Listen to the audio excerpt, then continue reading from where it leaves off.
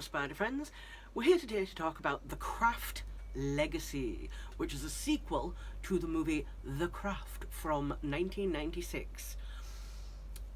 It's a cult classic. It's one of my favourite movies of all time. Every single teenage girl who watched that when that came out was completely obsessed with it. And for Rusa Bulk, because she was so cool, it was painful, and everybody wanted to be Nancy. It basically laid the groundwork for things like practical magic and Charmed, and even like the Wiccan elements that were brought into Buffy the Vampire Slayer, because people were very unfamiliar with like modern paganism and Wicca when The Craft came about, and it was pretty much like a crash course in it, with obviously many misleading and inaccurate things in it. It was still an epic movie.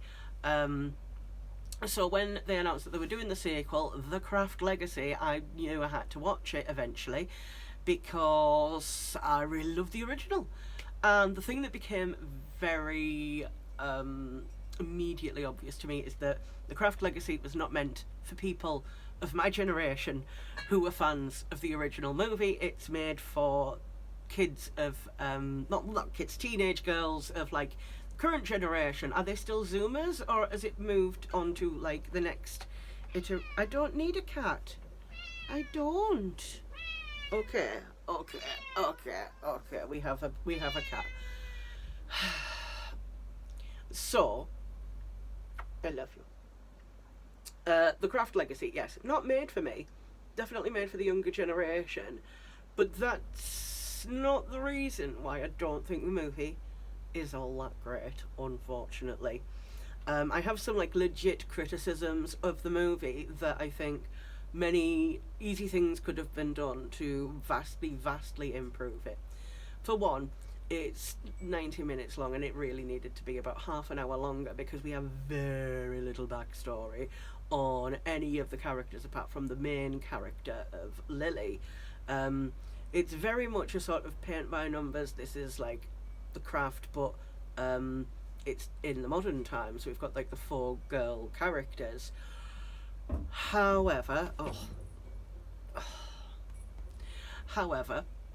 there's no time spent in getting to know these characters, when in the original Craft you spent time with each character privately, so you got to know them.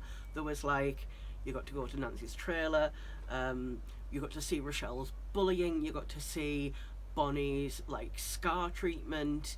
In this there was like a little like montage sequence of them standing up to people who were being bullied, but that's it. You don't really get to know the characters, and apparently they all had really rich backstories written for them. Like one would have a legacy of like West African magic, and one would have a legacy of like Salem witches, and another one was supposed to have a legacy of like being like a bruja, but none of that was actually explored in the movie, which ultimately makes the movie not as good, because like in the original, as I say, you got to meet the 4 girls, you got to know the 4 girls, their elements, their problems. You felt like actually connected to the characters, whereas in this you don't really. You sort of feel a little bit of a connection to the main character of Lily, but nothing like Sarah in the original film. There's just not enough time spent with her. And there's also like this thing brought in where David Duchovny is like a bit of a slimy guy who has like 3 sons, and he turns out to be like either like a warlock or a witch hunter. It's not very clear. And just because this is a whole like sort of new element, it wasn't very good. It wasn't very good because we didn't really know enough about it. Like, there wasn't enough world building within the movie. Like, the director said she wanted it to be a standalone movie. She didn't want people to know it was a sequel. She wanted it to be like sort of Split is to Unbreakable. Like, it's like a stealth sequel. Unfortunately, there were two things that were really blocking that. One was the fact that they called it The Craft, and the second thing was that Fairuza Balk was listed on the cast list everywhere, so that kind of spoiled the fact that she was going to have a little cameo in the movie. But also then, like, the director's intention is that it was supposed to be standalone, so it needed to do its own world building, and it didn't. It relied far too much on the original movie's world building to, like, explain things. This wasn't anything like you've never heard of Wicca or neo-paganism, and now we're going to explain some of these things to you so you understand, like in the original Craft movie, where you see the scene, like the opening scene is them like setting up a prayer altar. You see them calling the corners, you see them invoking the spirit. All of these things are made up. The sort of bastardizations of real rituals and things. You see, like, they go into the craft shop and buying, like, well, stealing candles and other things and explaining, like, witchy stuff to Sarah. But this doesn't seem to happen with Lily, even though she very much comes to this group unaware of like witchcraft, Wicca, paganism, whatever you want to call what they're presenting in this movie, because they don't give it a name, and again they follow like the fictional deity of Menor, but again it's the lack of world building. They don't really establish things. There's a little moment where they first get together, the four main characters.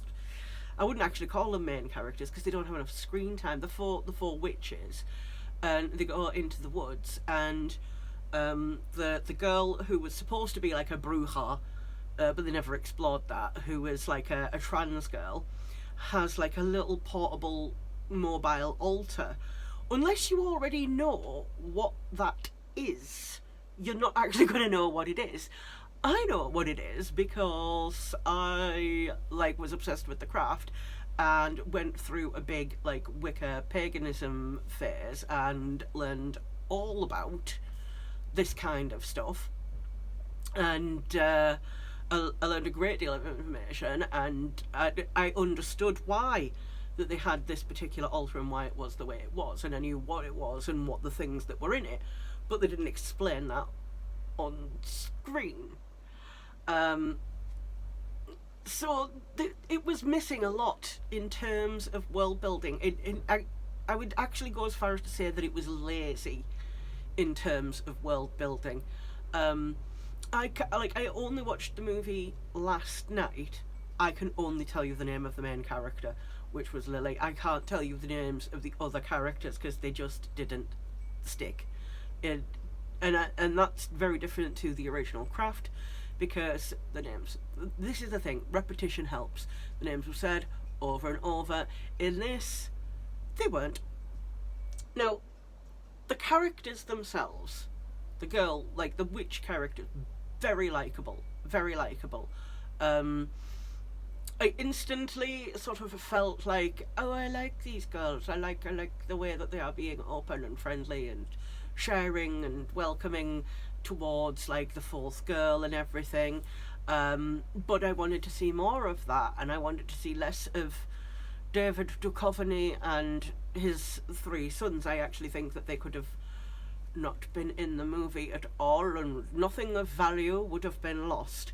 There is a subplot including a male character, and girls get very upset because the main Lily casts like a love spell on him, and there's like, oh, it's not consent, but I don't think they took it far enough.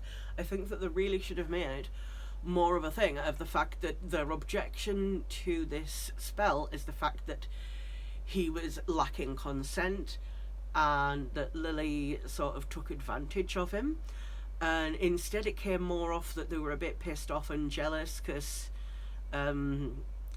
she kissed him rather than because she took his consent from him.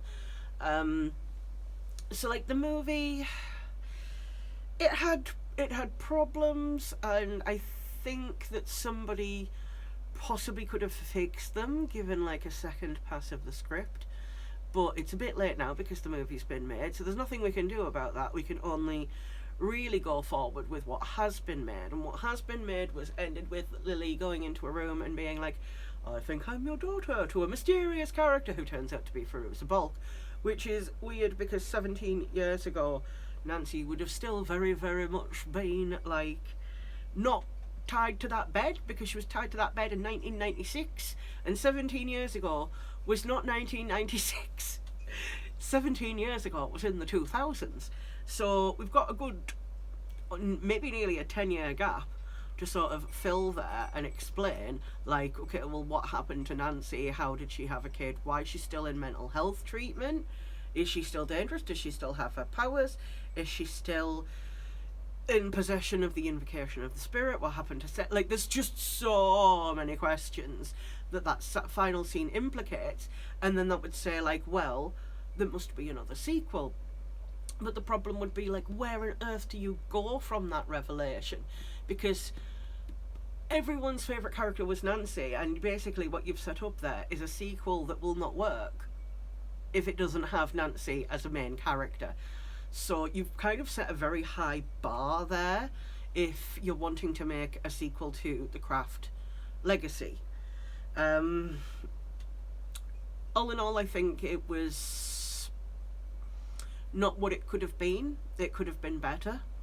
And like from like a film point of view, like the soundtrack in the original movie is so iconic, like with so many like really, really great songs in it, and there's just not in the sequel. I don't know if like they couldn't get rights to have like a great like sound, no, get off the freezer, to have like a great soundtrack on it, but that very much felt like it was missing.